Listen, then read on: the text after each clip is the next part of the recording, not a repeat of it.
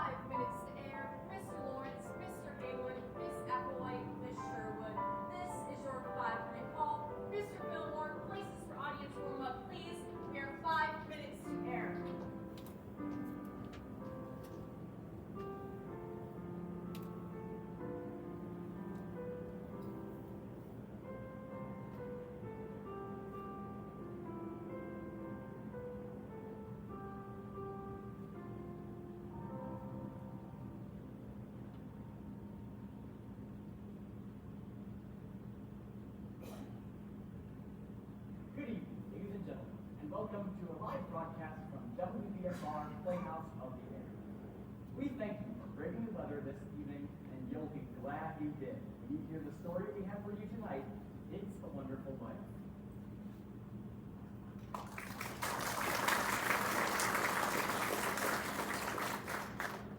Let me remind you that tonight's performance is being broadcast live from coast to coast. Our audience at home is counting on your reactions to aid in their listening pleasure. So don't be shy. Feel free to applaud, laugh, swoon, or cry just as loudly as the spirit.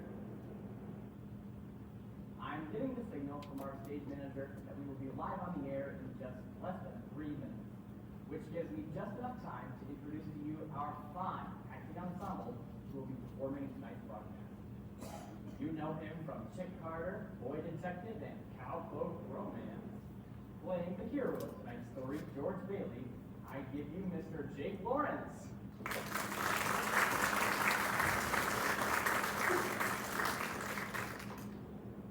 Having just returned from Los Angeles, having completed Donnie Goes Bananas, a Technicolor spectacle, as his leading lady, Mary Hatch, and others in tonight's broadcast, I give you Miss Ohio 1943, Miss Sally Applewhite.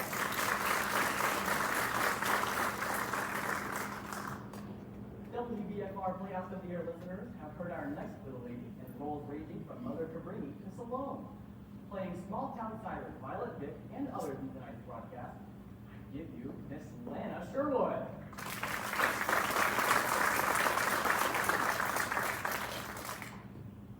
Soon to be seen co-starring with Margaret Dumont in Paramount Pictures' The Hick Chick. Playing Clarence the Angel and others in tonight's broadcast, I give you Mr. Harry Jaslow Hayward.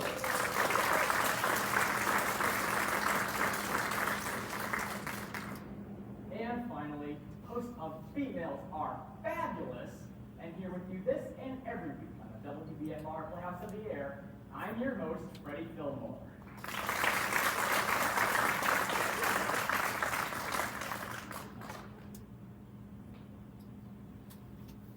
I've just received the signal from our stage manager that we will be live on the air in just 20 seconds. So let me remind you that tonight's performance is being broadcast live, and again, we all thank you for coming in. And we are live in 5, 4, 3.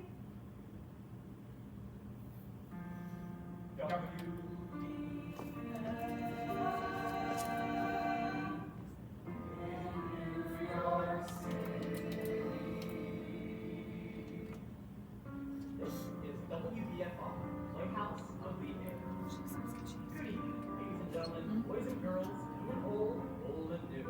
And greetings on the WBFR, Playhouse of the Air, Studio A in Manhattan, New York, US of A. I'm your host, Freddie Fillmore, and it's my pleasure to bring to you your favorite stories this and every week on WBFR, Playhouse of the Air. Tonight, we've got a real feel-good heartwarmer, perfect for this or any Christmas Eve. It's a Wonderful Life. Our story begins tonight in the small town of Bedford Falls, New York, US of A, where a number of people in town are praying for their dear friend, a typical American dreamer named George Bailey.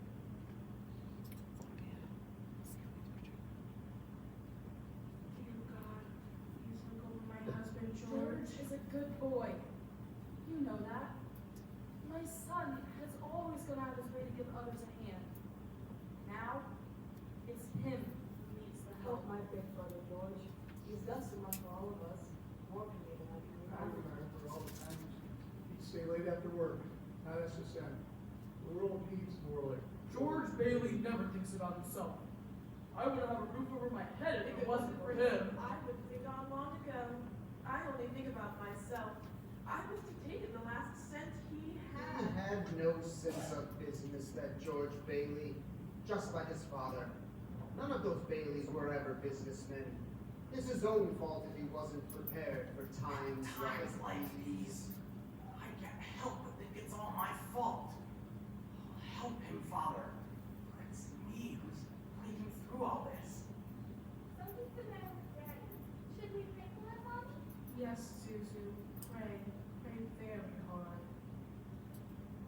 Their voices carried heavenward, and Joseph, the superintendent of angels, summons Clarence, an apprentice angel.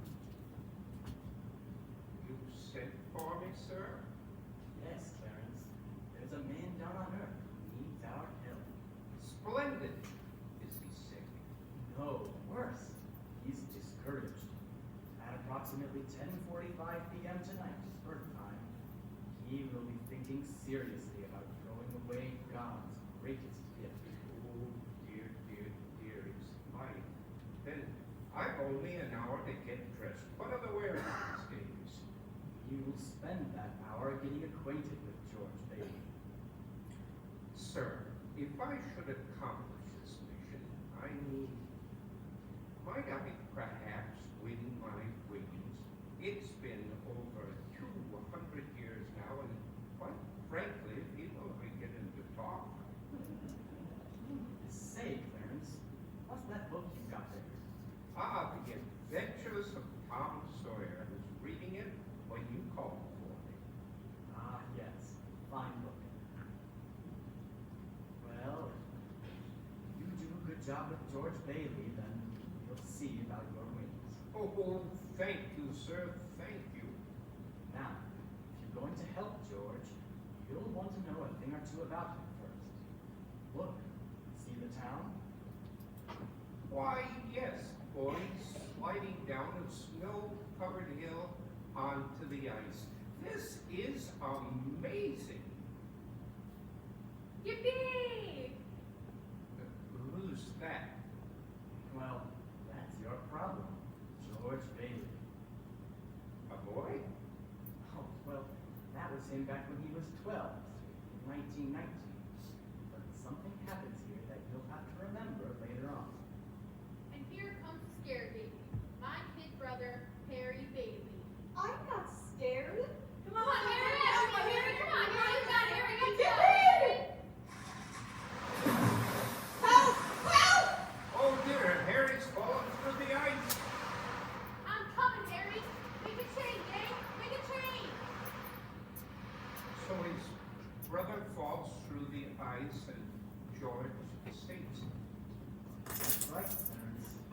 Ever since, George has had a bad year. All that icy water, you understand. Bad ear. Yes, sir. The next event occurred a few months later. George got an after-school job at Old Man Gower's drugstore. It's me, Mr. Gower, George Bailey. You're late. Yes, sir. Hello, George. Hello, Mary. Hello, Violet. Do you sense the shoelaces, Violet? Nervous or first? I'm still thinking. Shoelaces? Yes, Georgie. Oh, I like you. You like every boy. What's wrong with that? Here you are. Bye, Georgie. See you later, Mary.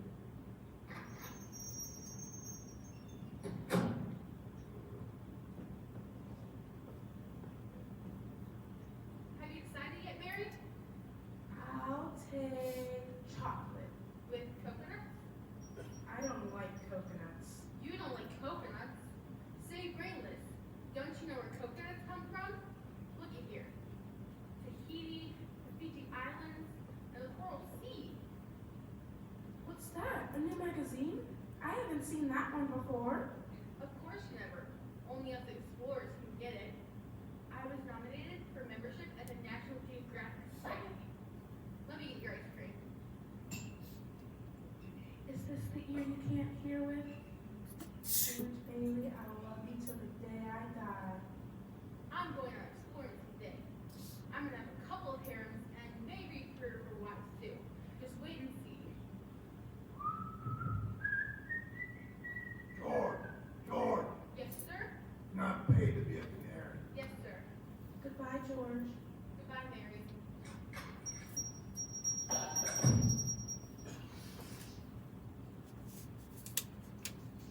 What was that paper that George just picked up? It's a telegram from Mr. Gower. He just found out today that his son died of influenza. How awful. Yes, and he spent the afternoon drowning his grief in whiskey. Mr. Gower, do you want something? Anything? No, Anything to get back here? no, I'll get them, sir. What's this bottle, Mr. Gower? never mind that. Take those tablets over to Mrs. Blaine's. Yes, sir. They have the diphtheria there, haven't they, sir? Is it a charge, sir? Yes, large. Mr. Gower, I think. Oh, get going. Yes, sir. Mr. Gower. What is it? Mr. Gower, the bottle you used, you put something wrong in those capsules. Who do you think you're talking to? Ow! You're hurting my sore ear. Did you hear what I said? Get out of here. Ow! Mr. Gower, you don't know what you're doing. You put something wrong in those capsules.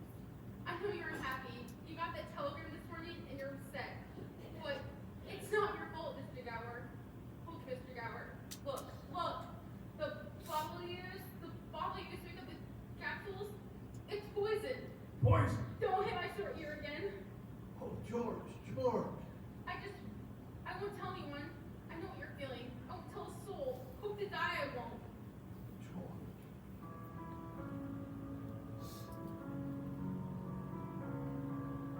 So does he ever tell anyone about the capsules? Not a soul. Did he ever marry the girl?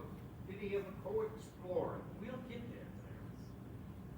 When George got older, he wanted to go to college, but there simply wasn't the money. So he went to work at the Bailey Building and Loan Association. A building and loan association. Yes. You see, George's father was in the building and loan business, along with George's uncle, Bill. George, what's the combination to the safe? Run it down so you would forget, Uncle Billy. Oh, right.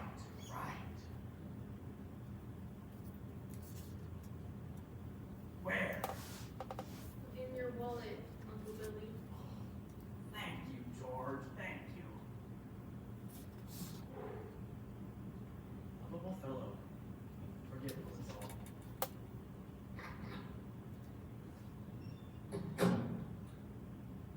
Who's that? Why, that's Mr. Henry F.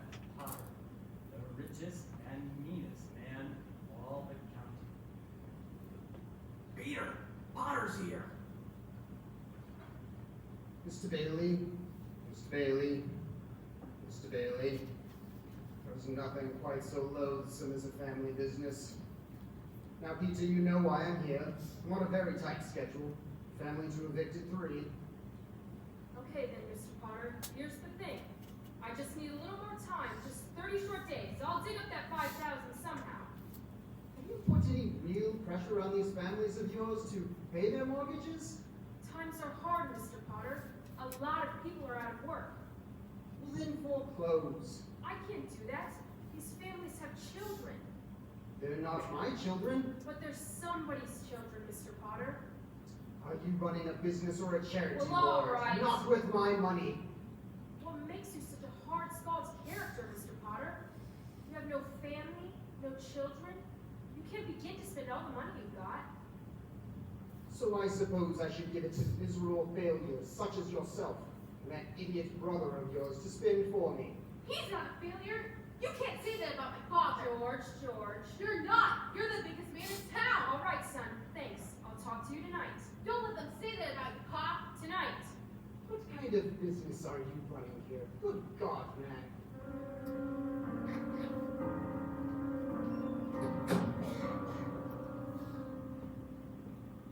George worked for his father, saving enough money to see him through university. That summer, though, George was going to do some traveling. He got a job on a cattle boat that was going to Europe and was ready to do some sightseeing before college. Well, George's father had other ideas, so he decided to call him for one last dinner before he left. And on George's way home that day, Mr. Gower surprised him with a gift of a great big suitcase. And on George's way home, he ran into his good friend, Ernie the cab driver, and Bert the cop. Hey, Ernie. Hey, George. Hi, Bert. Hey, George, what's the suitcase for? Oh, I'm a rich tourist today. Hey, what do you say about driving me home in style? Sure thing, Your Highness. Hop in the cab. And for the carriage trade, I puts on me cap. Good afternoon, Mr. Bailey. You seem like you're ready to get out of here. Hello, Violet. Hey, you look good. That's some dress you got on there. This one? Why, I only wear it when I don't care how I look. See you later. How would you like... Yeah. Hey, Bert, you want to come along? We'll show you the town. No thanks. Think I'll go home and see what the wife's doing. Family man.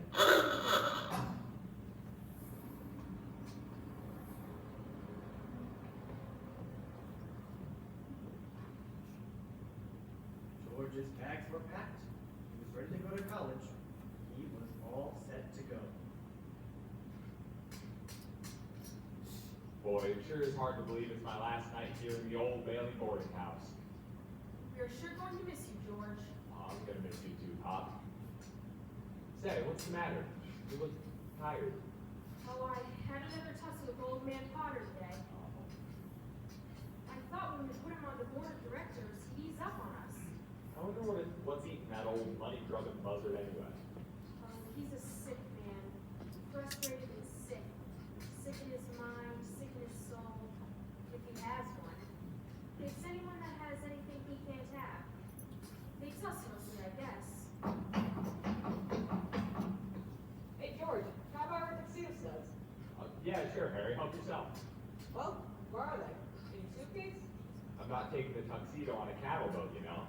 Say, where'd you get this fine piece of luggage anyways? Oh, going away present for Mr. Gower. And soon you're going to see this fine piece of luggage covered with travel labels from all over the world. Italy, Greece, the Parthenon. Hey, you should come to the dance tonight. What, be bored to death? Well, you're gonna want a better death. Lots of pretty girls. Hey, I gotta go. I wish we could send Harry off to college with you. Oh, we've got that all figured out. You see, Harry will take my job of building his own, work there for 4 years, then he'll go. He's pretty young for that job. Oh, no younger than I was. You were born older, George. I suppose you've decided what you're going to do when you get out of college. Oh, you know, same thing things, plan new buildings, design modern cities. Still after that first million before you're 30. No. I'll take half of that in cash.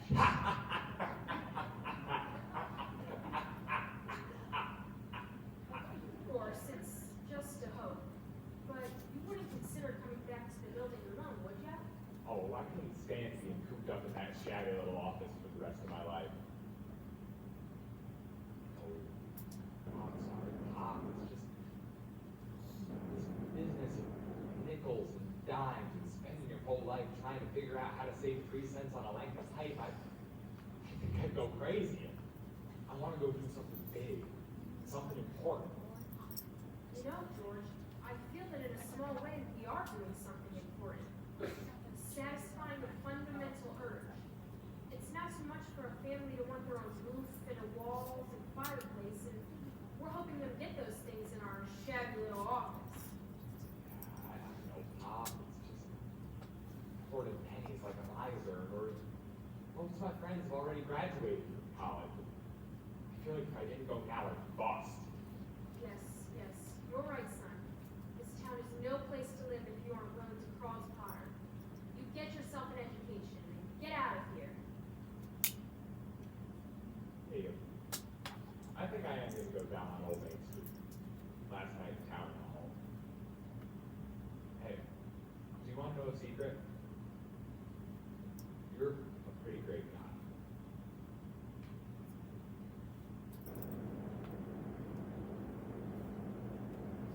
Have a good time, son.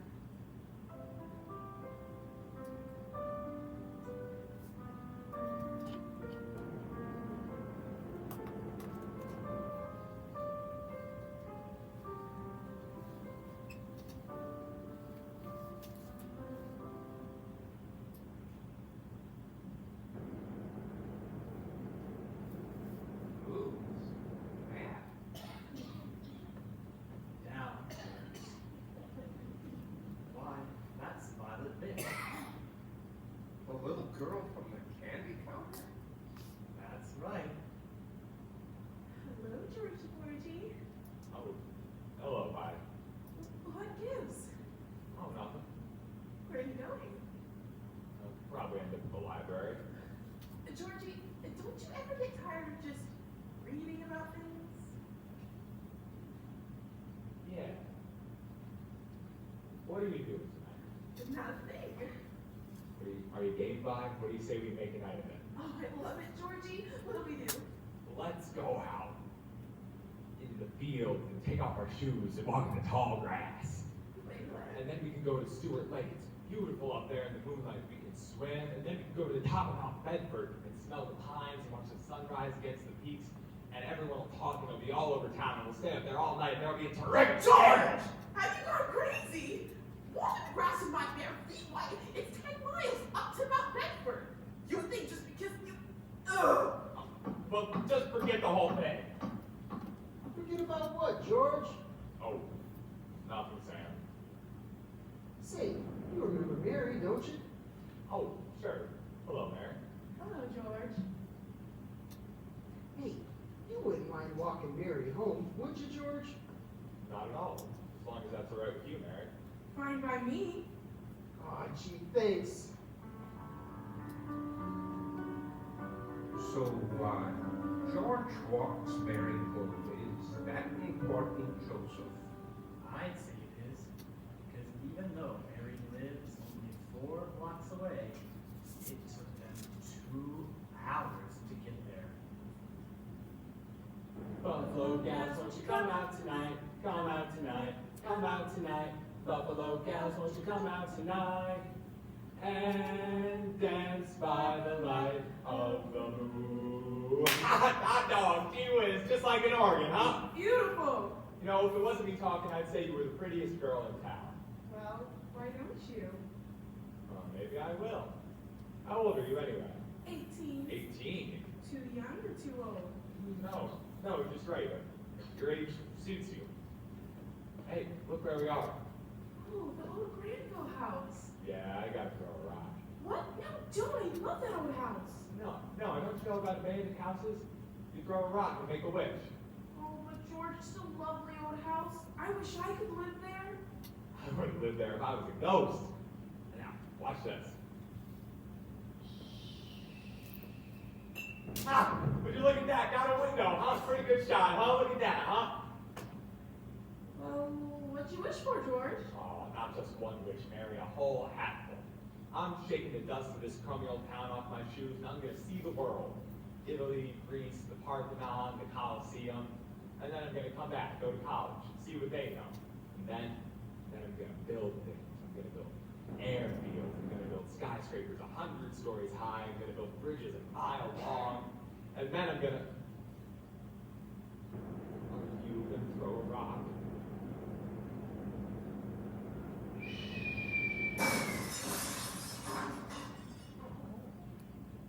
That's pretty good. Say it. What do you wish for, Mary? Oh no, George. I can't tell you, or my wish may not come true. Oh, hey, Mary, what do you wish for? Come on. What do you want? You want the moon? Or you just say the Okay, word? the moon. I'll take it. And then what? Well, then I'll throw a lasso around it and I'll pull it down for you. Then you can put it in your mouth and it'll dissolve, you see? And then the moonbeams will come out of your fingertips and your toes, the tips of your hair. And then you can... Am I talking too much? Yes! Why don't you stop talking and just kiss her already? Hey, who's that? Old man Collins on his front porch. Oh, youth is wasted on the wrong people. Hey, mister, come back out here. Come back out here, I'll show you some kissing that'll put some hair back on your head. Come back out here, mister, right now, come on, George! Uncle Billy? George, get in the car, quick! Your father, he's had a stroke. Mary, I've got to go.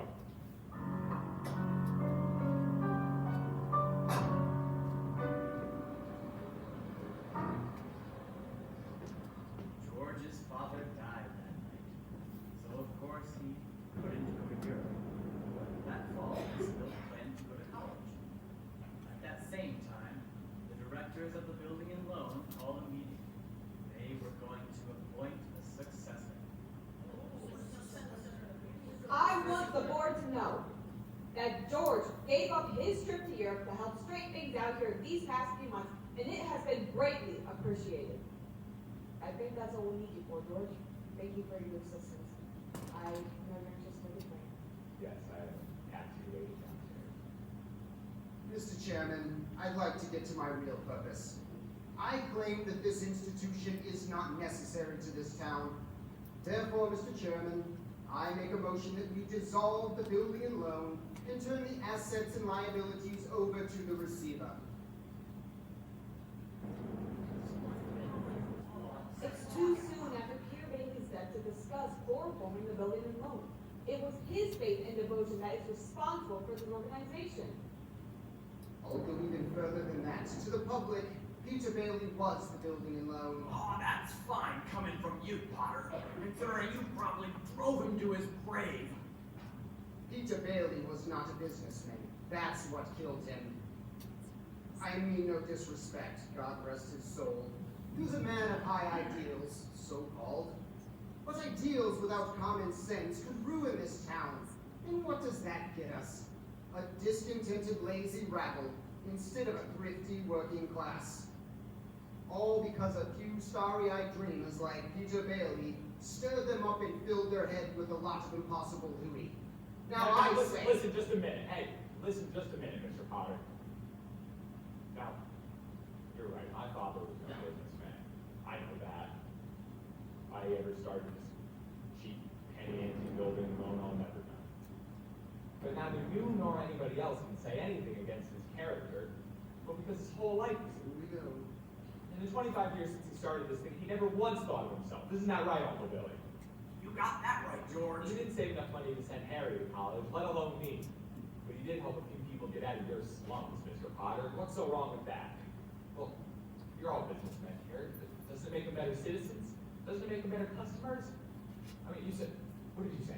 Just a minute ago. You said they ought to wait and save their money before they even ought to think of buying a decent home. Wait? Wait for what? For their children to get old and leave them? For them to be so old and broken down that they... Do you know how long it takes a working man to save $5,000? For God's sake. Just remember this, Mr. Potter. This rabble you're talking about, they're the ones who do most of the working and paying and living and dying in this community. Well, is it too much to ask for them to work and pay and live and die in a couple of decent rooms and a bath? Anyway, my father didn't think so. To him, people were human beings, but to you, a warped, frustrated old man in a cabin. In my book, he died a much richer man than you'll ever be. I'm not interested in your book. I'm talking about the building I know what alone. you're talking about. You're talking about something you can't get your fingers on and it's galling you. That's what you're talking about. I said to you, you're in the board here. You do what you want with this thing. But just one last thing. This town needs this measly, one-horse institution, if only to have someplace people can go without having to crawl to Potter. Come on, Uncle Billy. Sentimental hogwash. I want my emotion. They're just coming out of the board meeting. I'll have to call you back. What happened, George? All we heard was a whole lot of yelling.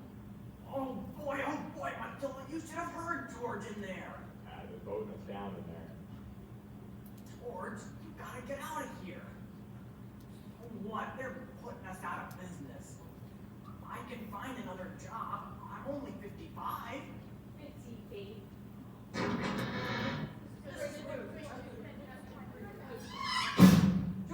George, they both are down. We're still in business. Whoopee! We're still in business. We're still in business. And what's more, they've appointed you to take your father's place. Appointed me. But I'm going to college. Uncle Billy here, he's your man. You can keep him on, that's all right. Now listen here, let's get one thing straight, okay? I'm leaving. I'm leaving right now. This is my last chance. George, you have to take it. They'll go apart otherwise.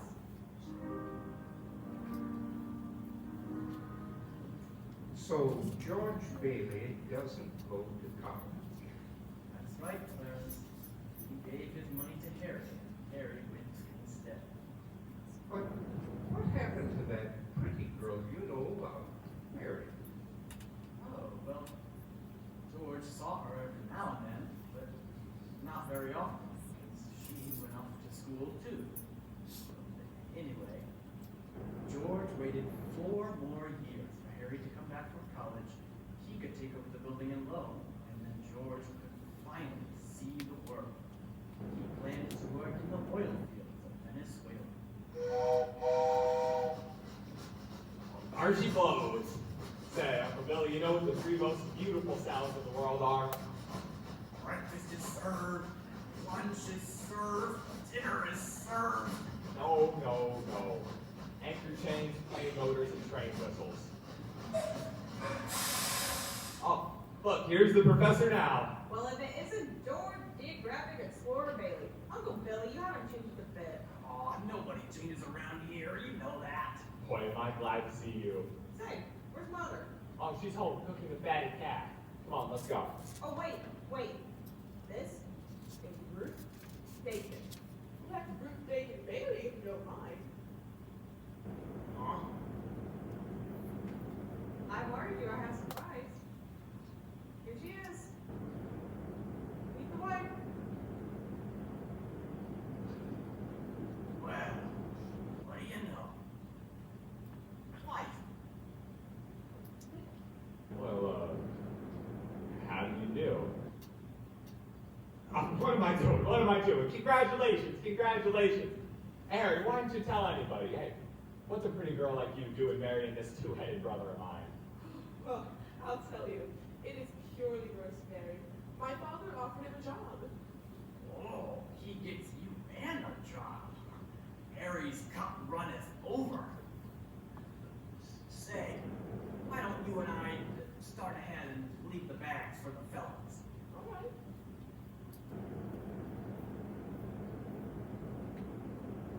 George, about the job. Ruth spoke out loud. I never said I'd take it. You've been holding down the bag here for 4 years, and well, It's all right, Harry. It's all right.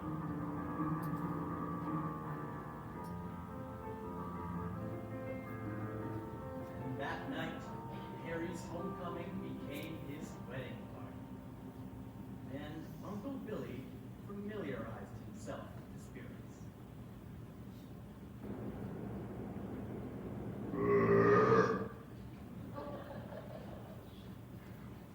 Oh boy, George. I feel so good. I can spit in Potter's eye. I think I will.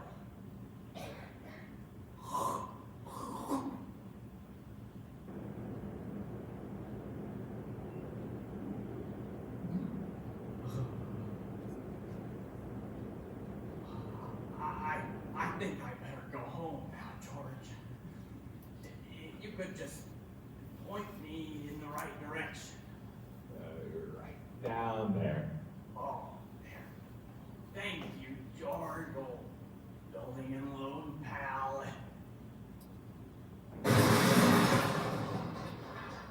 I'm all right. I'm all right. George, Oh, hello, Mother. I was just getting some fresh air. well, what do you think about the new sister-in-law? Oh, she's swell. Sure seems like she'll keep Harry on his toes. Yeah, keep him out of Bedford Falls, please. George, did you hear that Mary Hatch is back from school? Oh, yeah. Nice girl, Mary.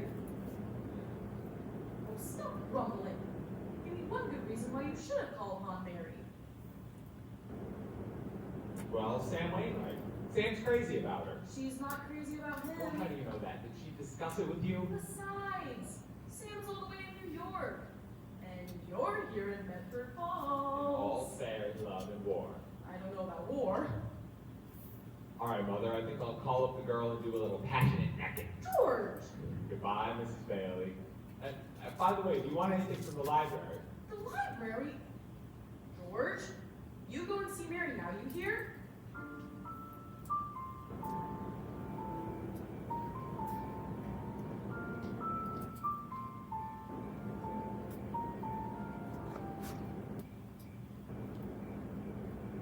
Hello, George. Oh, hello, Mary. I just happened to be passing by. Well, your mother just phoned me and said you were on your way over. My mother called you. Well, how did she know? Well, I just went for a walk is all, and happened to be passing by. Went for a walk. When'd you get home? Tuesday. Would you like to come in? Sure, since I'm here.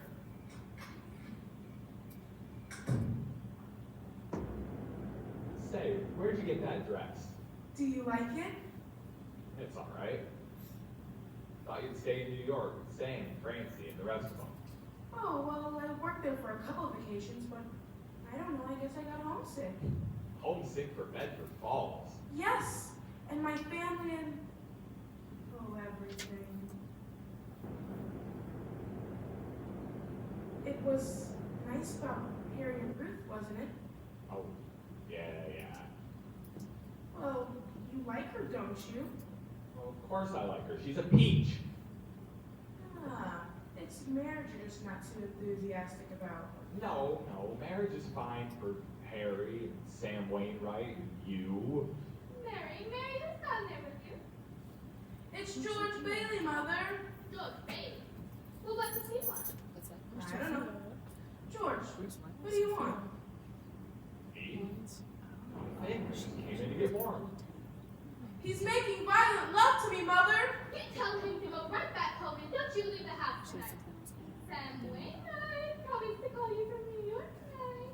Your mother, stop. I didn't come here for you. Well, what did you come here for? I don't know. You're supposed to be the one with all the answers. You tell me. Well, why don't you go home? That's where I'm going. I don't know why I came here in the first place. Mary, the telephone. It's Sam. I'll get it. Hello? Hee-haw, Sam. Aw, gee, it's great to hear your voice again. Oh, that's awfully sweet of you, Sam. I have an old friend of yours here, George Bailey. You mean old Moss back, George? Yeah, old Moss back, George. Hee-haw, put him on. George, Sam wants to speak to you. He doesn't want to talk to George, you idiot. He does so. You just asked for him. George, Sam wants to speak to you. Hello, Sam. Hey, some pal you are. What are you trying to do? Steal my girl? What? No one is trying to steal anybody's girl. Here, you can talk to her. No, wait. Hold on. I want to talk to both of you. Tell Mary to get on the extension. Mother's on the extension. I am not. George, just put your head a little bit closer. We're listening, Sam. All right. I got a big deal coming up that's going to make us all rich. Hey, George, you remember back at Martini's bar when you were telling me about making plastics out of soybeans? What? Oh, yeah, soybeans, yeah. Well, my father looked into it, see? And George, now he's going to build a factory just outside of Rochester. How do you like that? Rochester? Well, why Rochester? Why not? You know someplace better? Well, why not right here in Bedford Falls? You know that old tool and machinery works? Tell your father he could get that for a song and all the labor he wants too. Half the town was put out of work when they closed down. That's so. Well, I'll tell him. Oh, gee, that sounds great. Oh, babe, I knew you'd come through for me. And the point, George, I might have a job for you. That is, if you're not still married to that old building and loan. Oh, and Mary? I'm here. Tell that guy I'm giving him the chance of a lifetime here. He says the chance of a lifetime. Now you listen to me, Mary. I don't want any soybeans, and I don't want any plastics, and I don't want any job, and I don't want to get married to anyone ever. You understand that? I want to do what I want to do, and you're not gonna. Oh, Mary. George. Oh, Mary, I love you. Oh, George, I love you too.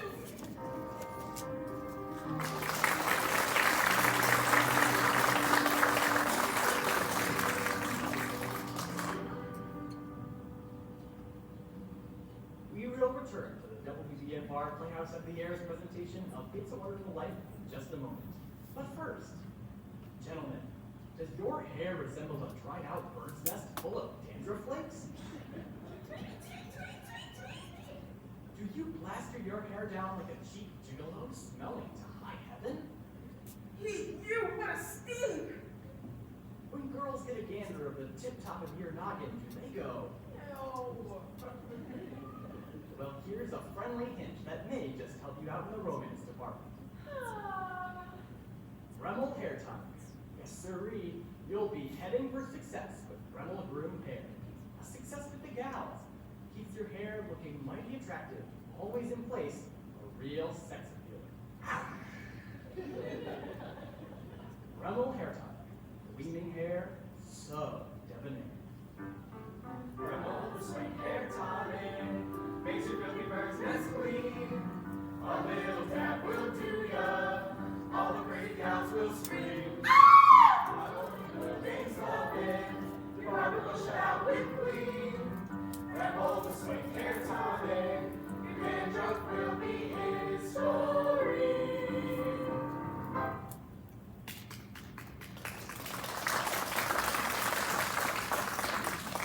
Buy some Dremel today. Your hair will thank you.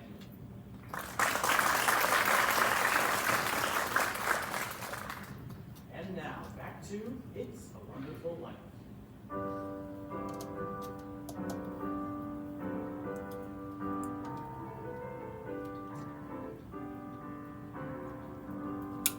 George and Mary were married, and following the wedding and reception, George's old pal, Ernie the cab driver, drove the happy couple down to the train station.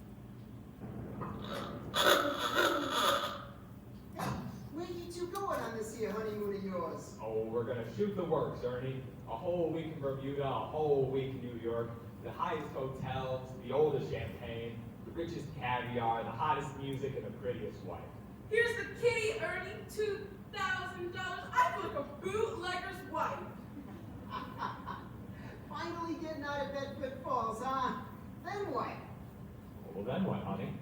After that, who cares? Who cares? That does it. Aw, say, Mrs. Bailey, I haven't kissed you since.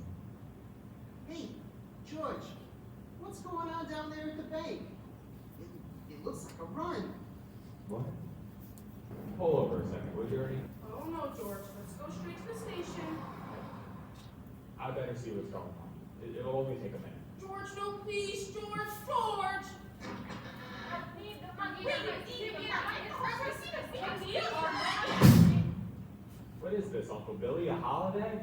Why are all the doors locked? There's a crowd outside. Oh, this is a pickle, George. All right, what happened? All I know is the bank, they called our loan. I had to hand out all of our money. All of it? Every last cent. Holy mackerel. And I got scared, George. So I closed the doors. Our charter says we have to stay open until 6 or they'll revoke our license. Bailey Brothers Building and Loan.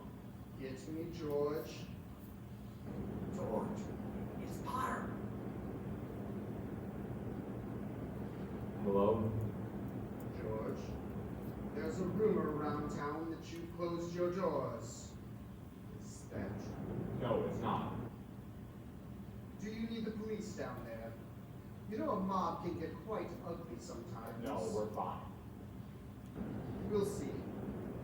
Now, I'm prepared to go all in on this crisis. I've just spoken to the bank and I've guaranteed them sufficient funds to meet their needs. They'll close for a week and then reopen. Now, I'll probably lose a fortune, but I'm willing to guarantee your people as well. Just tell them to bring their shares down here and I'll give them 50 cents on the dollar. Oh, you don't miss a trick, do you, Potter? Well, you're gonna miss this one. If you close your doors before 6 p.m., you'll never reopen again. He just took over the bank. Open the doors, let him in. No. No, I just want you folks to remember, this thing is not as black as it appears.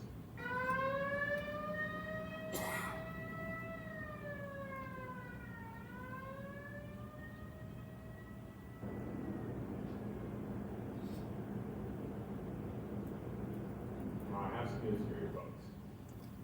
I just spoke to old man Potter. He's guaranteed cash payments at the bank. How about our money, George? Where's our money? No, you're thinking of this place all wrong.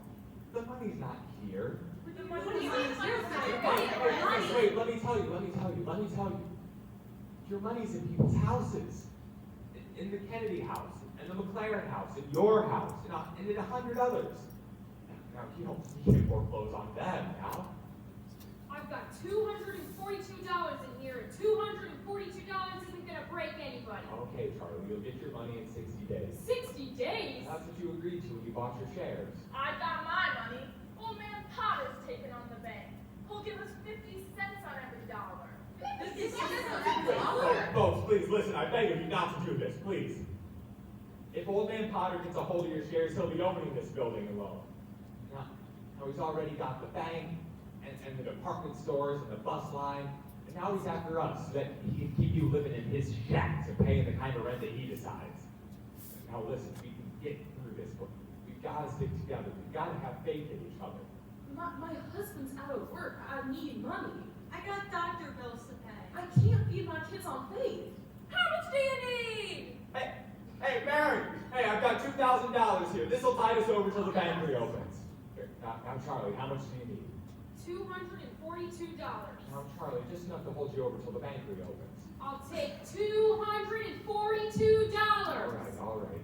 Uncle Billy gave Charlie $242. All right, who's next? Ed, how much just to get by? $20, I suppose. $20. Now we're talking. Here's $20 here. All right, Mrs. Thompson, how much do you need? But, George, it's your own money. Never mind that, Mrs. Thompson. How much do you want? I have $17.50. Yes, of course you can have $17.50. Uncle Billy, give Mrs. Thompson $17.50, all right? Pay it back when you can. Now, pay it back when you can. Who's next?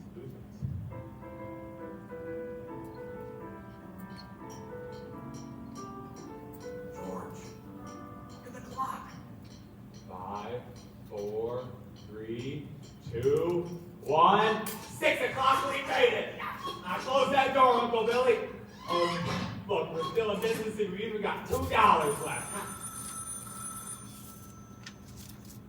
Bailey Brothers Building and Loan. Yeah, just a minute. George, there's a call for you. Look, would you get my wife on the phone? She's probably over at her mother's. Mrs. Bailey is on the phone. I don't want Mrs. Bailey, I want my wife. Oh. Oh, Mrs. Bailey. Oh, that's my wife. Give me that. Hello, Mary? Yes, dear, I'm so sorry that... Come home. What home? 326 tomorrow. Whose home is that? Waldorf Hotel, huh?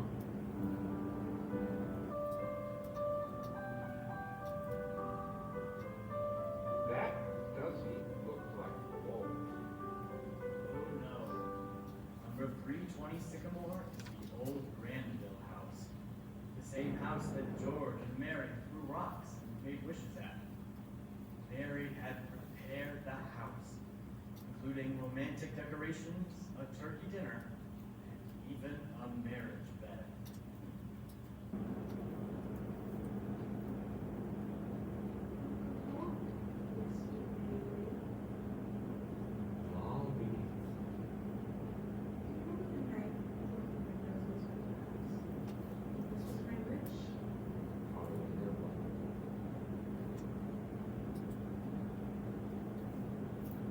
Yes, sir. That's where they spent their honeymoon. That's where they started their lives together.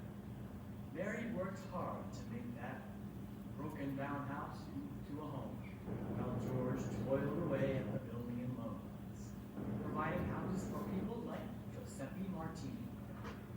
Hey, Martini, you rented a new house? A rent? You hear that, Mr. Bailey? I own this house. Me, Giuseppe Martini, I own my own home. No more we live like pigs in Potter's Field. We have a gift for you, Mr. Martini. Me and George bring it for all the new homeowners. A gift for the Martinis? Oh, Maria, come quick and bring the kids. Bread, so the house may never know hunger. Salt, so life may always have. And wine, that joy and prosperity may reign forever. Enter the Martini Castle.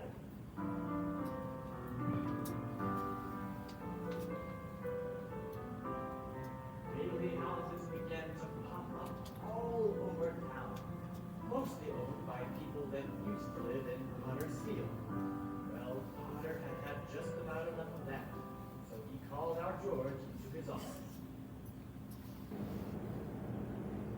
Come in, George. Sit down. Sit down. Have a cigar. Thank you, Mr. Potter.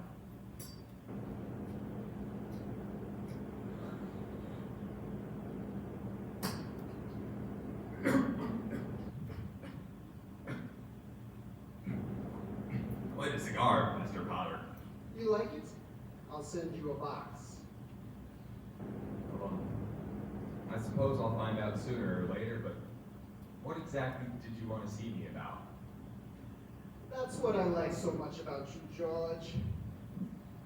I'm an old man and most people hate me. But I don't like them either, so that makes it even.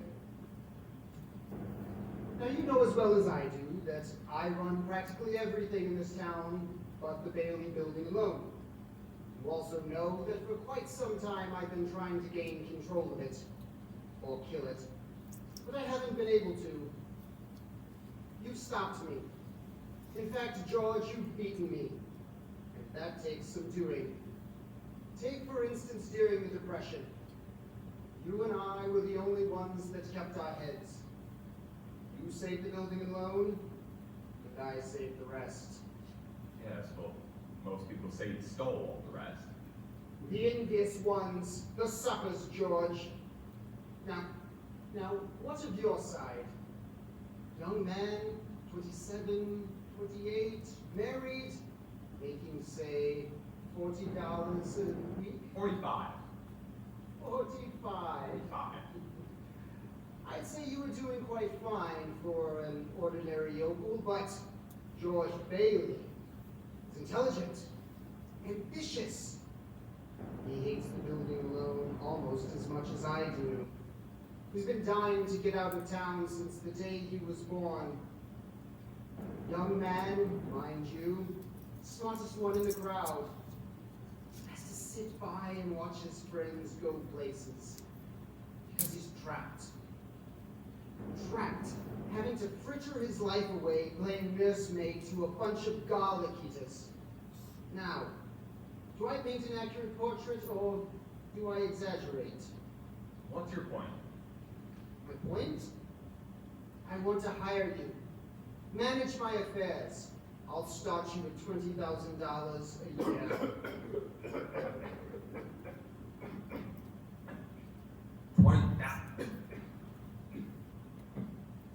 $20,000 a year?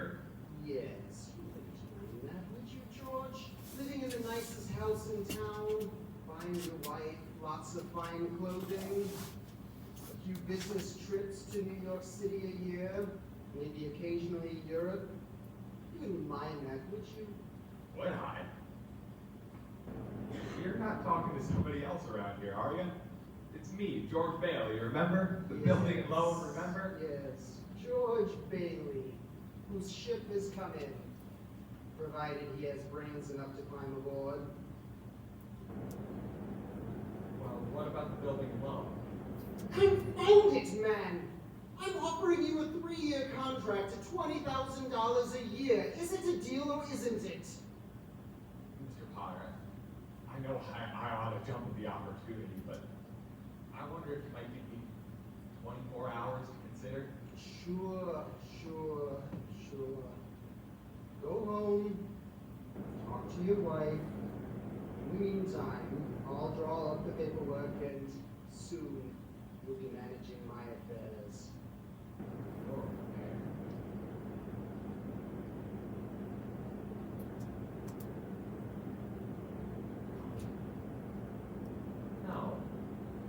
No, the answer's no, doggone it.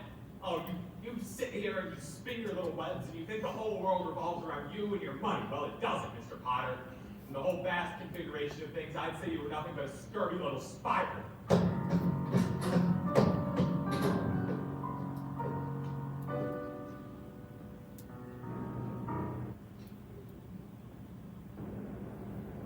What does Mr. Potter want, George?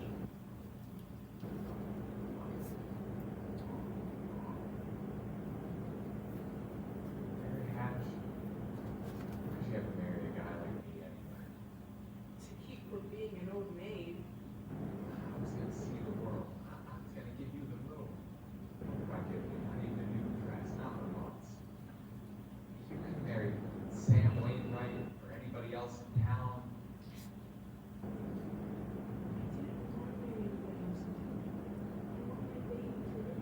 Honeymoon. What? Marry you? You mean you're on the nest? George Bailey Lasso Store.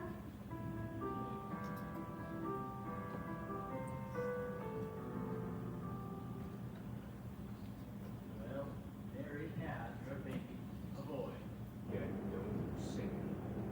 Then she had a girl. Well, what do you know of that? Night after night, George would come home late from the office. Things weren't well at the building alone. Potter was bearing down hard. Then came the war. Mary had had another baby by then, but still found time to run the USO. The Lily of Mr. Gower sold war bonds. Violet entertained troops. Bertha Cobb was wounded in North Africa. Earned the Silver Star. Overneath the cab driver parachuted into France. 12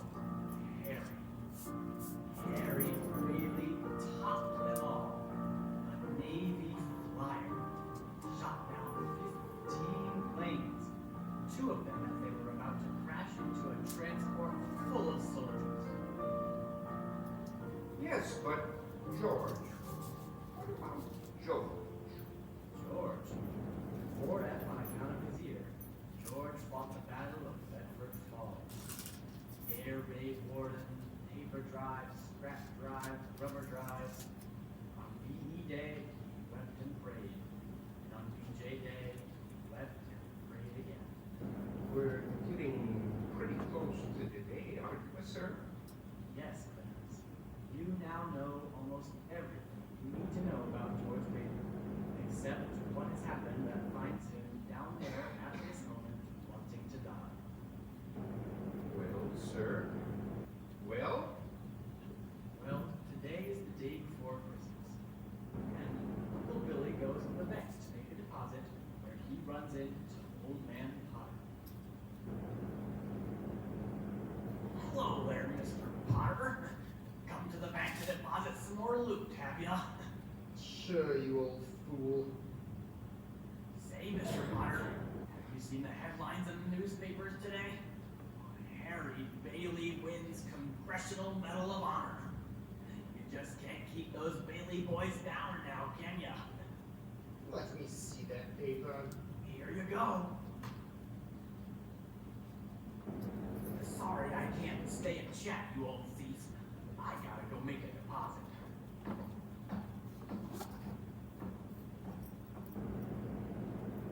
Good morning, Mr. Bailey. Good morning, Horace. Here you go. Bank book, deposit slip, and a very Merry Christmas to you. And to you, Mr. Bailey. Say, forgot something, haven't you? What's that? Well, you wanted to make a deposit, don't you? Well, certainly. Well, then it's customary to bring the money with you. Money. Oh, where'd I put that money?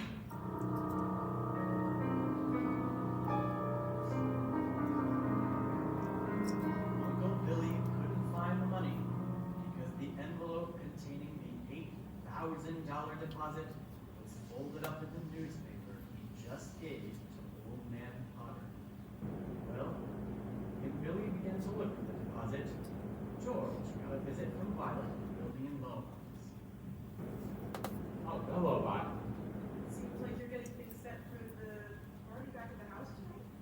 Oh, you know you're invited. What's the matter? You see right there, we got you. How much do you need?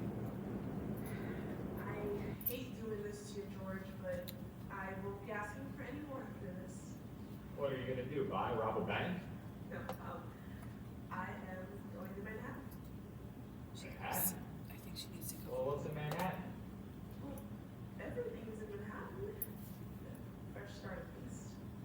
Well, that's a big step, Vi. What's the matter with starting a new life right here in Bedford Falls? Well, I'll be. I never thought I'd hear that from you, George Bailey. I thought you hated this place. I do. But it has a charm all its own. You should get towards maybe. Just think of you and I. Manhattan's an awful big place to take on your own. Well, I've made a decision. There is a midnight train tonight, and I plan to be on it. It takes a lot of character to leave your hometown and start all over again. Here's some dough. No, George, don't. Well, what do you want to do? Hawk your furs and that hat? You want to walk to New York? You know they charge for meals and rent down there just the same as they do in Bedford Falls. Sure. It's a loan. That's my business. Building and loan. Besides, you'll get a job, I know. Good luck to you. I'm glad I know you, George Bailey. Say hello to New York for me. Merry Christmas, George.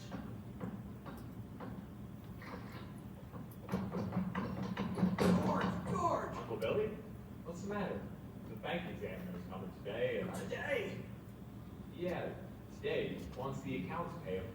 What's the matter? The money, George. $8,000. What happened to it? I don't know. I went to the bank to make a deposit, and when I got there, I didn't have it. $8,000, Uncle Billy. The bank examiner's coming today. It's not our money. It belongs to the depositors. Sorry, George. I'm sorry. The first place you look is in your pocket. That's where I told you to put it when you left. I'm no good to you, George. I'm no good. We have to retrace your steps.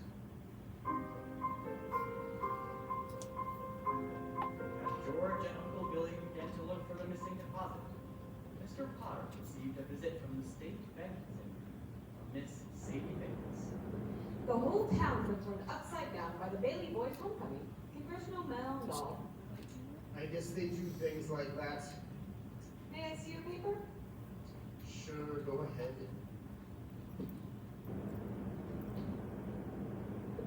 This is a deposit from Bailey. That old fool Billy Bailey gave me that newspaper. Well, you're going to deposit for him, right, Potter? To think you would make such a foolish mistake. Look at how much it is. There's $8,000 here. What a Christmas gift, and he doesn't even know it. Just a minute here, Potter. Now I know you've been buying up everything here in town, and I know you have been going after the Baileys for as long as I can remember. Why? What's it to you? You're just a state examiner. Oh, that's it. You could never buy the Baileys. What? The Baileys have always stood for something that you have always wanted or are so jealous of. They're honest. You're fired. You can't fire me. I'm state appointed. And what's more is I'm not going to turn my back. This is stealing from the Baileys. They'll fold. Yes. And after 25 years. Finders keepers, you know that. It's his own fault. He gave it to me. Besides, there isn't a court in this county that would find me guilty. And we all know why. How's your family, Sadie? My family? Yes. I know how much a state position such as yours pays. How would you care for a little Christmas bonus? I want no part of this. That's not what I've heard. What are you insinuating, Potter? I will not be turned down. And what do you want me to do? I want you to pay a little visit to the Baileys. You'll see their books. They'll be short. And you know the rest. Then the Baileys will be right where they belong. I know just what to do.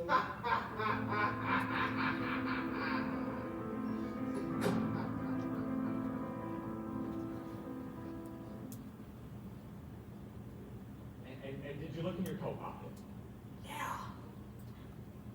Maybe. Uncle Billy, we've got to find that money. Oh, good to you, George. I'm good. Is there any secret hiding place here in the house? I've been over every room in the house. Even rooms that I've kept locked since I lost your Aunt Laura. No, listen to me, think. I can't think, George. It hurts. Well, where's that money, you silly, stupid old fool? Don't you know what this means? This means bankruptcy and scandal and prison. Well, one of us is going to jail. Well, it's not going to be me.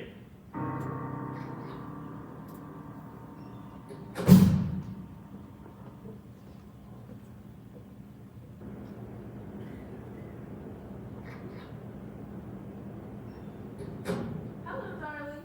Hello, Daddy. Daddy, did you bring the wreath? What were you?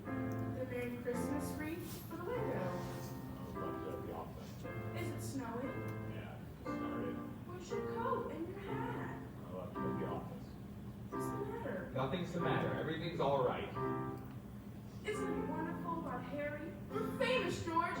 I'll bet you I have about 50 calls today about the parade and the banquet. Oh, your brother, she's so excited. Oh, don't you keep playing that? I have to practice for the party tonight, Daddy. Mommy says we can stay up until midnight and sing Christmas carols. Can you sing, Daddy? You better hurry and shake, George. The band will be here soon. Families? I don't want the families over here. Another hectic day. Oh, yeah, another red letter day for the families. Daddy, the Browns next door got a new car. You should see it. What's the matter with our car? Isn't it good enough for you? Yes, Daddy. Excuse me. Excuse me? Excuse you for what? At birth. All right, darling, you're excused. Now go upstairs and see what Susan wants. Zuzu. What's the matter with Zuzu? She got a cold. Caught it coming home from away from school. She didn't drop it in her coat. Oh, what? Is it a temperature or what? The doctor said it's nothing serious. Doctor, wasn't the doctor over here? I called him right away. Oh, does she have a sore throat? Just a teensy one. It's this old house, this drafty old barn. It's a wonder we don't all have pneumonia. Might as well be living in a refrigerator. Why do we have to stay around this town and live in this crummy old house anyway? George, what's wrong? Wrong, everything's wrong. We call this a happy family. Why do we have to have all these kids? Daddy, how do you spell Frankenstein? I don't know, ask your mother. Where are you going? Upstairs to see Zuzu. Hi, Daddy. What happened to you? I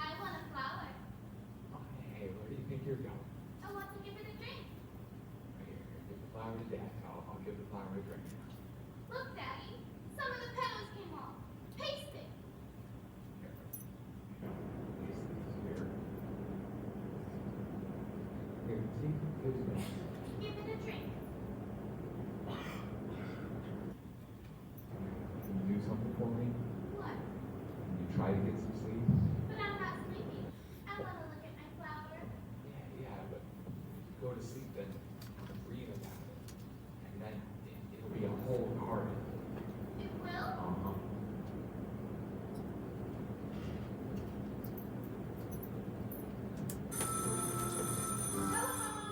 I'll get it. Hello? Yes, this is Mrs. Bailey. Well, thank you, Mrs. Welch. The doctor says she'll be out of bed in 10 Is that Susan's teacher? Yes. Let me speak to her. Oh, yes, Mrs. Welch? Yes, this is George Bailey. Say, what do you mean by that? Sending our kid home like that half-naked? George! Is this the kind of thing we pay taxes for? To have people like you, stupid, silly, careless people who send our kids home without any clothes on? Oh, that was stupid. Hello, Mrs. Welch? Hello? She hung I'll up. hang her up. Hey, wait a minute. Hello? Hello, who is this? Oh, Mr. Welch, huh? Oh, that's fine, Mr. Welch. Gives me a chance to tell you what I really think about your wife. George! You get out and let me handle this. Hello? Hello? Oh, is that so? All right, Mr. Welch. Well, anytime you think you're man enough, you just come on over. Hello? Hello? Oh. Daddy, how do you spell Colin? How should I know? What do I look like, a dictionary? Janie, you played that silly tune over and over again. Haven't you learned it already? Everybody stop it! Stop it! George! What is wrong with you?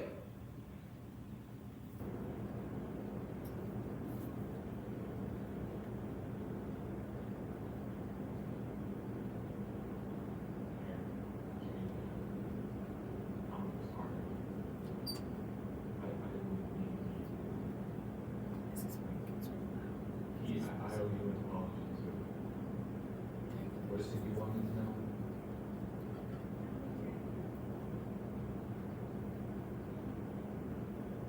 Well, what's the matter with everyone? Janie, go on. I said you could practice. Now go on. Play! Oh, Daddy! George! Why must you torture the children? Why don't you just... Mary.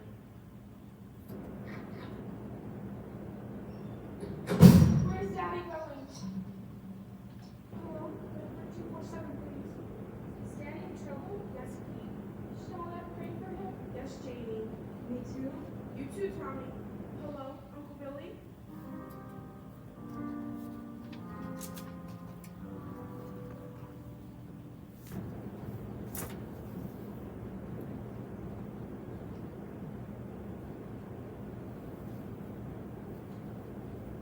So, that's it, George. You're short $8,000 in the books.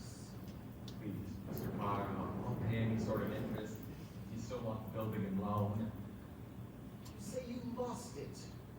Did you notify the police? Oh, I have done that. Harry's homecoming. Why did you come to me?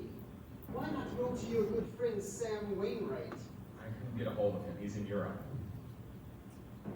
What kind of securities would I have? What collateral? Well, I have some life insurance, a $15,000 policy, What's your equity in it? $500. And you want $8,000? Look at you. You used to be so cocky. You were gonna come in here and take over the world. Come in here crawling on your hands and knees. You were so cocky. Why, you once called me a warped, frustrated old man. What are you but a warped, frustrated young man? Crawling on your hands and knees, no stocks, no bonds, no securities. Why, you're worth more dead than you are alive. Why don't you go out to that riffraff you love so much and ask them for help? Please, Mr. Potter, I'll do anything. Please. You know what I'll do. As a stockholder in the building and loan, I'm calling the state examiner to secure a warrant for your arrest. Mr. Potter, please, my wife. Misappropriation of and my funds, kid. manipulation, malfeasance. Go on and run. You can't hide in a little town like this. Merry Christmas, George.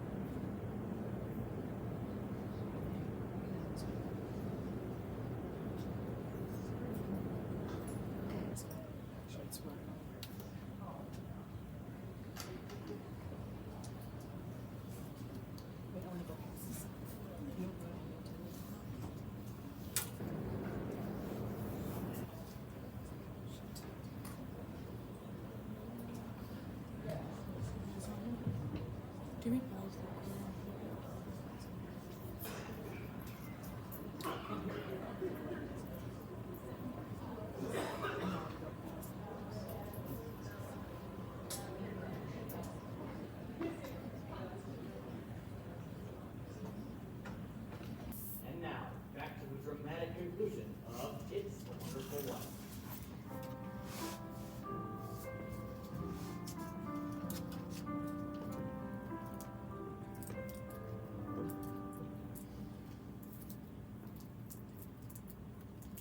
Oh, Merry Christmas! Merry Christmas! This is beautiful. Look at all this food. Beautiful. Merry Christmas. I'm glad you come. Hey, Martine, get me some of that good spaghetti. Oh, we got everything. Well, where's George, sir? Where? After running out of Potter's office, George ended up at Martini's bar. He's had a couple of drinks, Clarence. He's just sitting over there. What's he saying? Who's he talking to? God. God. Dear Father in heaven, I'm not a praying man, but if you're up there and hear me, please show me the way. I'm at the end of my road. Please, God, show me the way. You all right, George? You need someone to take you home? Oh, why you drinking so much, my friend? You not feel good. Please go home, Mr. Bailey. Bailey? You say Bailey? Which Bailey? This gentleman. I'm Mr. Bailey. George Bailey. George Bailey, huh? And then next time you talk to my wife like that, it'll get even worse. It's not enough she slaves teaching your stupid kids how to read and write. You gotta go and ball her out. Mr. Welch, you get out of here. I gotta pay for my drinks. You hit my best friend. You get out of here. All right, all right. Are you all right, Mr. Bailey? Who was that guy? Oh, Mr. Welch. But he not come in here no more. Let me get something for your face. It's bleeding. Oh, I'm all right. I'm all right. Oh no, I don't go, Mr. Leave Bailey. me alone. Leave me Please. alone.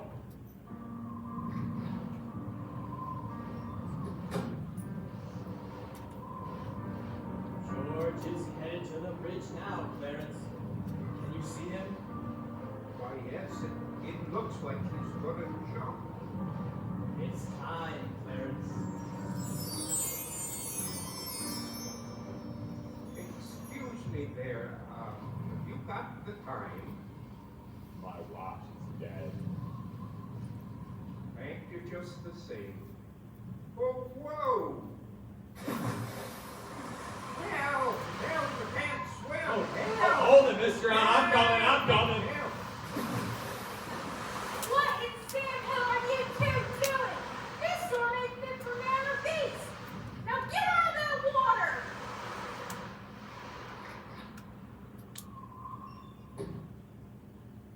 Are you two alright? You need a doctor? I'm fine. No, I'm fine. I didn't have time to get any stylish undergarments. You see, my wife made me these on my last birthday. I passed away. Passed away? Oh, I see Tom Sawyer's drying out too. Who? My book.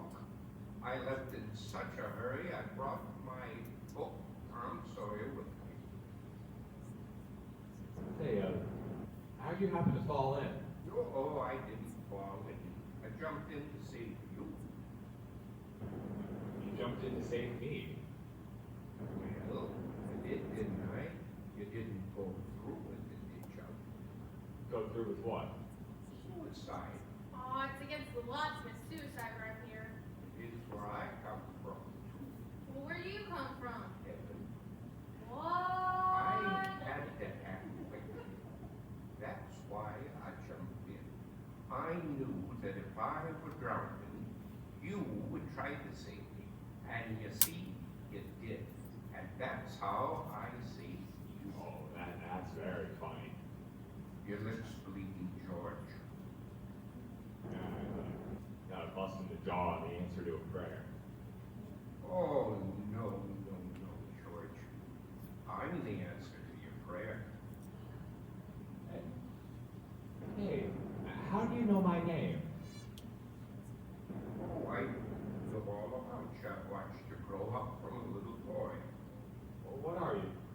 kind of a mind reader or something? Oh, no. Well, who are you then? Clarence Oddbody, AS2. Hey, what's that AS2 part? Angel, second class. Hey, I'm getting out of here. You may not be no doctor, but I do.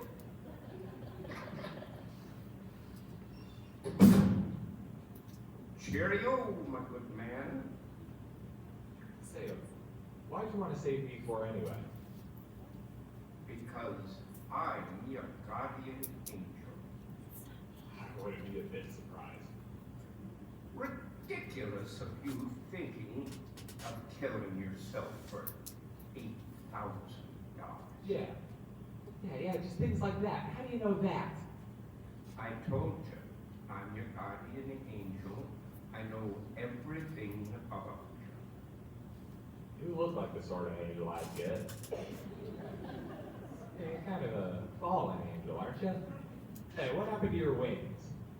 Oh, I haven't won them yet. That's why I'm an angel second class. Oh, I see. But you'll help me earn them, won't you, George? By letting me help you. You wouldn't have to have $8,000 on me, would you? Oh, no, we don't use money in heaven. Oh, that's right. I keep forgetting. Comes in pretty handy down here, bub. I found out a little too late. I'm worth more dead than alive. Now, look. You mustn't talk like that. I won't get my wings with that attitude. You just don't know all the things that you've done. If it hadn't been for you... Yeah, if it hadn't been for me, everyone would be a lot better off. My wife, my kids, my friends. This isn't gonna be easy.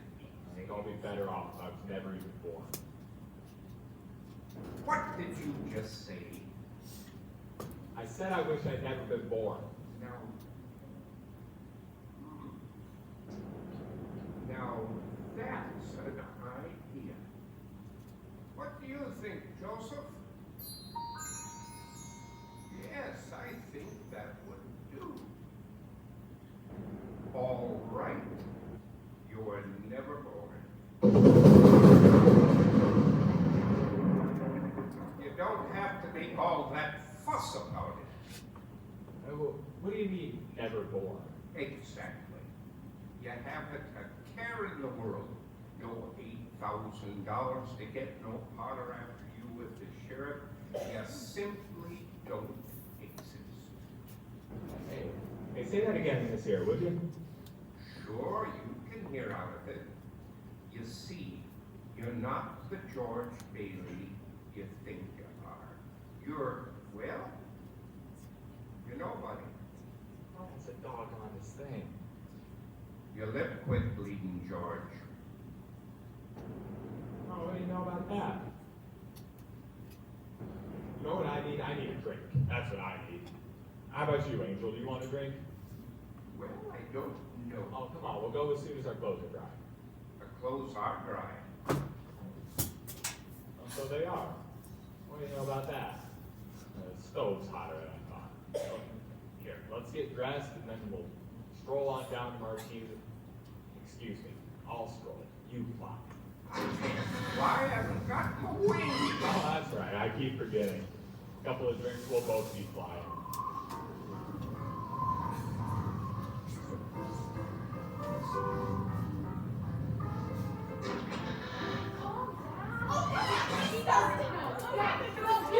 Yeah, there's a nice bar there. Hello, Nick.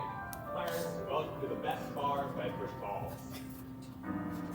Bedford Falls? Don't you mean Pottersville? Pottersville? Hey, say, where's Martine? I'm the boss here.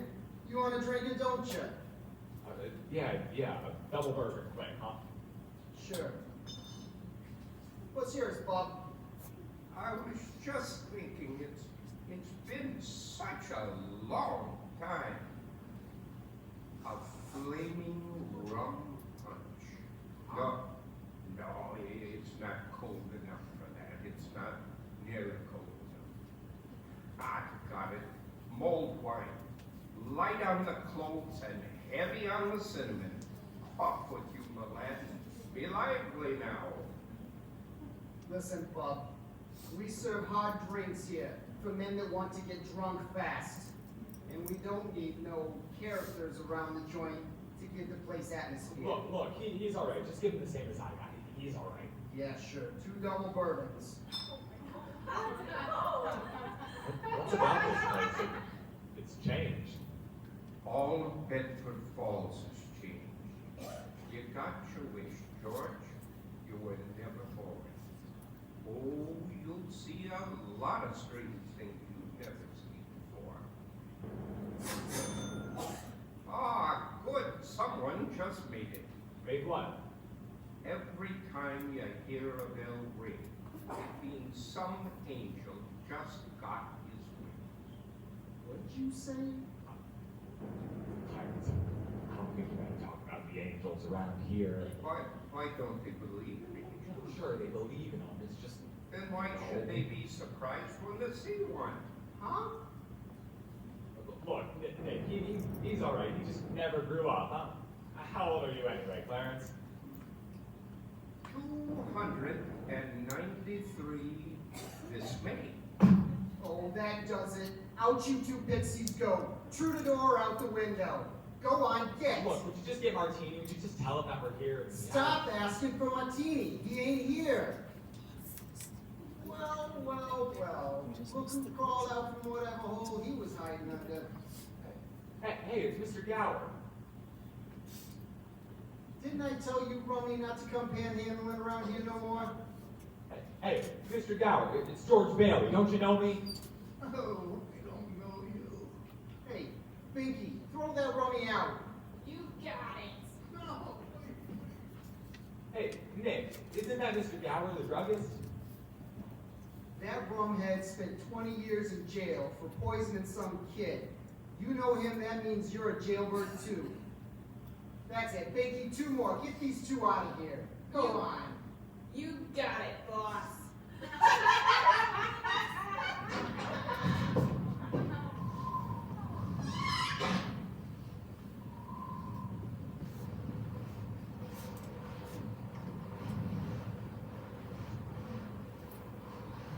Here, let me help you up, George. That snow is cold. What happened to Mr. Gower? Mr. Gower doesn't know you, son. You see, you weren't there to stop him from putting the poison in those capsules. What do you mean he wasn't there? What are you, some sort of a hypnotist? Why am I seeing all these strange things? Don't you understand, George? It's because you were never born. Well, if I was never born, then who am I? You're nobody. You have no identity. What do you mean I have no identity? I'm George Bailey. There is no George Bailey. You have no papers, no cards, no driver's license, no 4F card, no insurance policy. Zuzu's pedals. They're not there either, Zuzu, George. my little girl, I told her I'd get some pedals back on her flower. Oh, I put them in my pocket. Oh, they're gone. Everything's gone. But George, you've been given a wonderful gift. A chance to see what the world would be like had you never been born. Now look, you're crazy. You're crazy as a bedbug, and you're driving me crazy. Now listen, I'm going home. You understand that? And I'm going home alone. What home?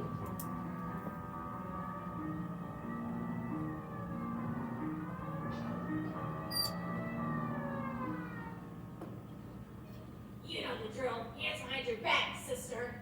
Keep your hands off me! Why don't you bust somebody else for a change? Hey, officer, where'd the building and loan go? The building and what? The Bailey building and loan. It was right up there. They went out of business years ago. Now all that's left is this burlesque house. Not so fast, copper! I know Potter! Hey, that's Violet Bitt. Oh, I know. Believe me, I know. Hey, Violet. Hey, officer, I know that girl. Who doesn't? Now get out of our way. leave. Or, Ernie, take me home, would you? I'm going off my nut. Yeah, sure. Where do you live? Oh, don't you start pulling that stuff too, Ernie. You know where I live. 320 Sycamore. Now step on it. All right. 320 Sycamore. Yeah, hurry up. Zuzu said. All right.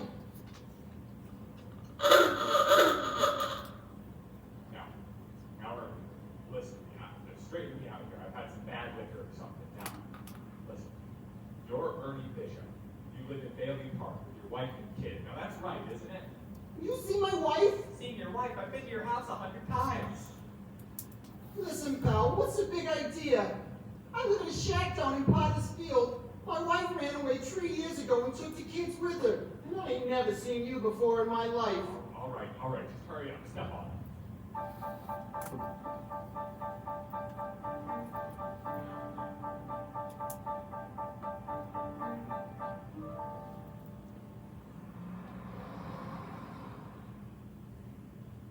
This place? Yes, of course this is the place.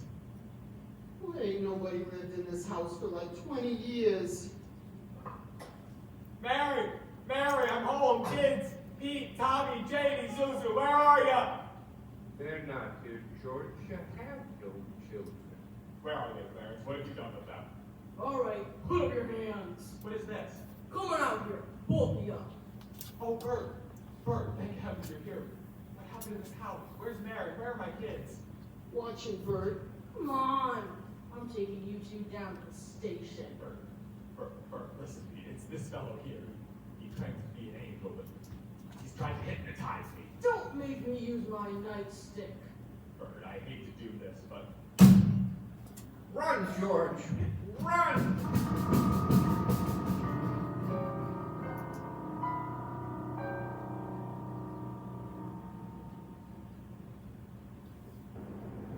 Bailey's boarding house.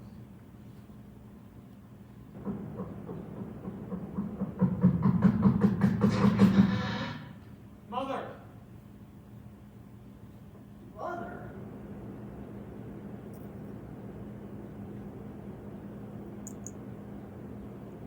Mother, it's me, George. I thought sure you'd remember me. George who? If you're looking for a place to stay, there's no vacancy. Mother, listen, please. Try to understand. Something's happening. I don't know what, but I need a place to stay.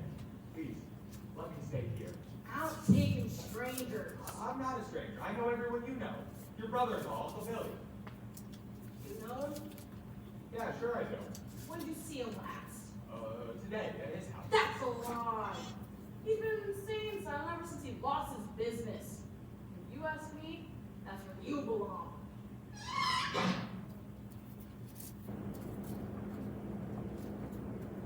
Oh, Mother. How would Mother recognize me? Strange, isn't it? One man's life touches so many others. And when he's not around, he leaves an awful hole, doesn't he? How look, you?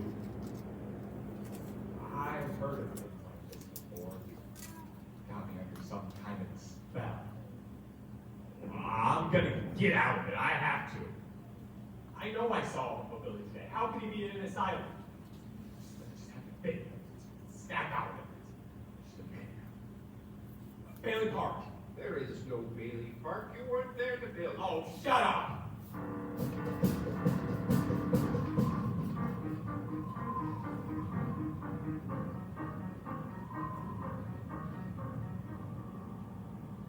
This is Bailey Park. People live here. How grim. Well, this is where Bailey Park should be, but what's this gravestone doing here? What's the name Bailey doing on it? It's not George. My father's name's here. It's his other name. What's my brother Harry's name doing on here? Your brother fell through the ice and was drowned in age 9. That's a lie! Harry Bailey went to war. He won the Congressional Medal of Honor. He saved the lives of every man on that transport. Every man on that transport died. Harry wasn't there to save them because you weren't there to save Harry. Can't you see, George? You really had a wonderful life. Don't you know what a mistake that would be to throw that all away? Well, what do I do now, Clarence? It's your life. What happened to Mary? Mary, My wife, Mary. What happened to her if I was never born? I'm not supposed to tell you. I don't know how you know the things you do. But please, if you know where she is, show me, please. That's all I need. You're not gonna like it, George. Where is she, Clarence? She's an old maid. Where is George. She's just about to close the library.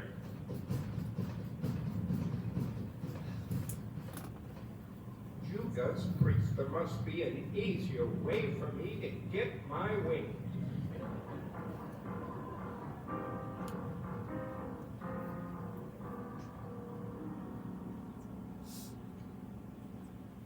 Is the library closed? It's Christmas Eve. Can I ask you something? I really should be getting home. What's there to go home to? It's none of your business, sir. The library is closed. Maybe you should try back on the 26th. Mary, I'm sorry. How do you know my name? Please, just a few minutes, please. I told you the library is closed. Please. Mary, I'll do anything, please. Please. Isn't this place Bedford Falls? It used to be, but that was some time ago. I wasn't very old. Potter was elected into the town and its name for himself. So you do know a place called Bedford Falls? I've only seen pictures.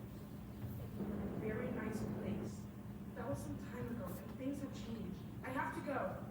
Mary Hatch, you live on Reed Street, the White Victoria. Your bedroom is upstairs. You go to the left. You have an older brother, Marty, and you live with your mother, Edwina. How do you know all this? What are you, insane? Oh, Mary, please, you gotta help me. Just let me touch you, Mary. Get your hands off me, I'm calling The cops! house you wish for, don't you remember? I told you I don't know you, Mary, please! don't you know me, please? Mary, it's George. Don't you know me? No, get off of me! Mary, our kids. What happened to our kids, Mary? What? Mary, you gotta help me, please. Mary, you gotta. Please Mary, help you gotta help me, please. Mary, please, Clarence, where are you?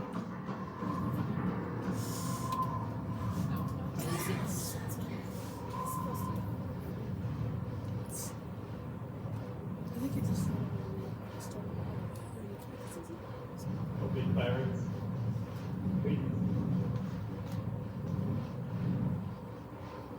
I don't care what happens to you. Get me back to my wife and kids, please.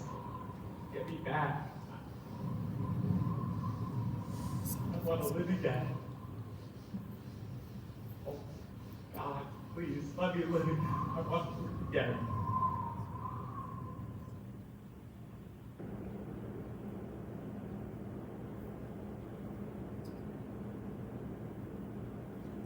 George?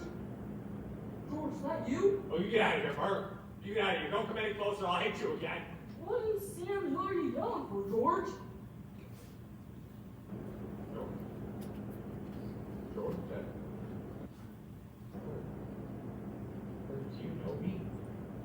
Know you? I've been looking all over town for you. Where have you been? Oh, Bert, I'm alive again, Bert.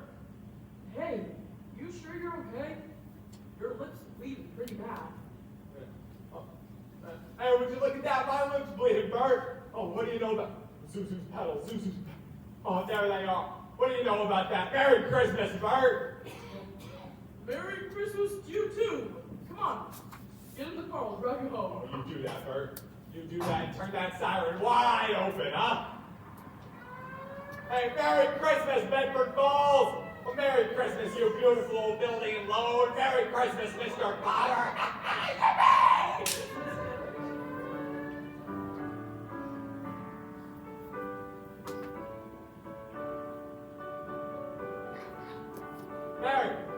Mary, have you seen my wife?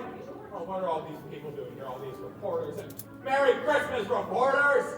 Have you seen my wife? Mr. Bailey, there's a deficit. Oh, I know, $8,000, I bet. George, I've got a little paper here. Oh, I bet it's a warrant for my arrest. Isn't it wonderful? I'm going to jail. Merry Christmas. This beautiful, drafty old house. Look, where's Mary? You see Mary? Merry Christmas, Daddy. Merry Christmas, Daddy. Tommy, Janie, I can eat you up. Where's your mother? She went looking for you with Uncle Billy. Daddy! Suzu. Oh, Suzu, my little ginger snap. How do you feel? Fine, Daddy, not a smidge of temperature. Not a smidge of temperature. Hallelujah. George, darling! George, Mary, are you real? Let me touch you. George, Mary, George. Mary, you have no idea what's happened to me. You have no idea what's happened either. Come on in, quick, they're on their way. Who's on the way? The police department? The FBI? The National Guard? Oh, Mary, I'm alive again, Mary. Oh, George, you stand right there, right by the tree. You don't move. You don't move. I hear them now. It's a miracle. Uncle Billy, everybody in here. Oh, George, Mary did it. Mary did it. She told a few people you were in trouble, and they scattered all over town collecting money. People didn't ask any questions. They just said, well, if George is in trouble, you can count on me. Oh, George, you never saw anything like it.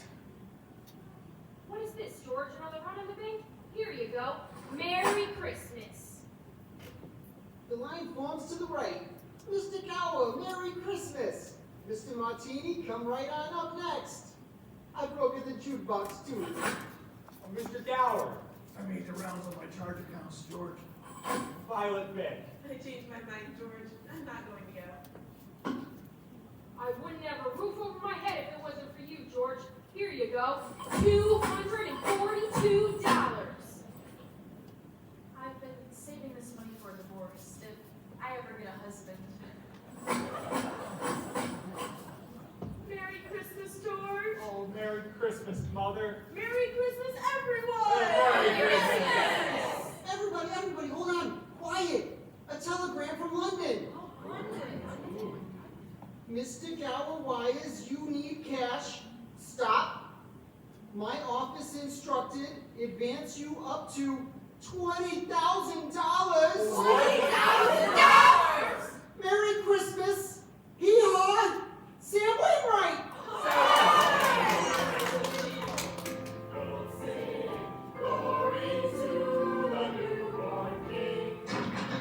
Hello, George, how are you?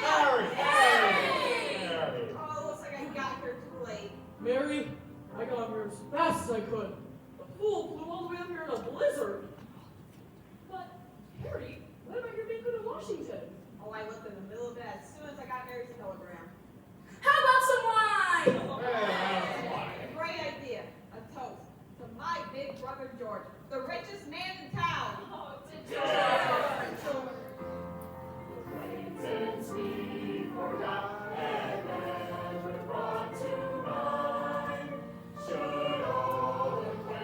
George, what's this? Tom Sawyer. Look, there's an inscription. Remember, George, no man is a failure who has friends. Thanks for the wings. Love, Clarence.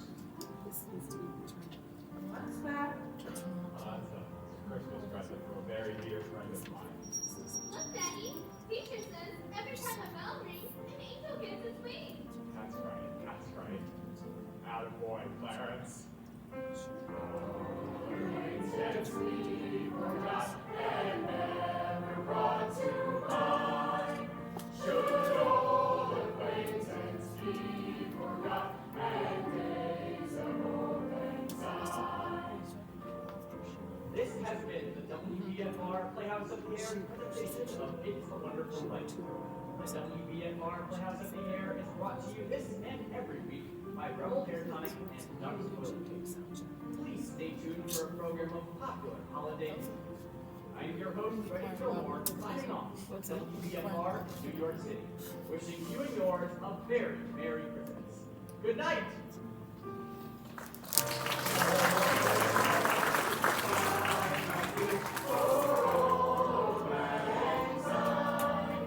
We'll take